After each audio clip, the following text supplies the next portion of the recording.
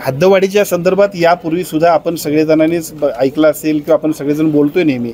परवा सुद्धा मुख्यमंत्र्यांना आम्ही सगळ्या भेटल्यानंतर मुख्यमंत्री आणि दोन्ही उपमुख्यमंत्री सुद्धा सकारात्मक आहेत. साहजिकच स्थानिकच्या जे गावातले लोक आहेत त्यांच्या काही शंका आहेत किंवा त्यांच्या काही सूचना आहेत त्या सगळ्या आपण घेणार आहोत. परंतु पहिल्या टप्प्यामध्ये याच्यातली सुरुवात करण्याच्या दृष्टिकोनातून परवा सरकारमध्ये सुद्धा संमती दर्शवली आहे. त्याच्या माध्यमातून आपण काम करणार आहोत. कुठल्याही शहराची हद्दवाढ होणं हे नैसर्गिक आहे आणि या नैसर्गिक वाढीसाठी ज्या पद्धतीचा उशीर झाला त्या उशिरामुळे सुद्धा आज कोल्हापूर शहराच्या आणि पर्यायानं कोल्हापूर जिल्ह्याच्या सुद्धा एकूण विकासाला खूप खो बसलेला आहे.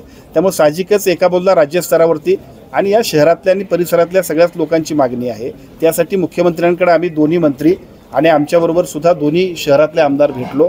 दोन्ही आमदार म्हणण्यापेक्षा क्षीरसागर साहेब होते, आणखीन काही मंडळी होती.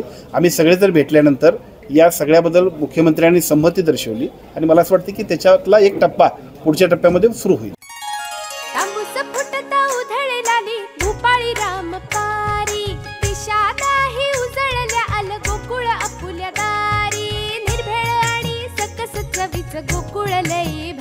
गोकुळची दर्जेदार दुग्ध उत्पादने. गोकुळ, अस्सल चव कोल्हापूरची.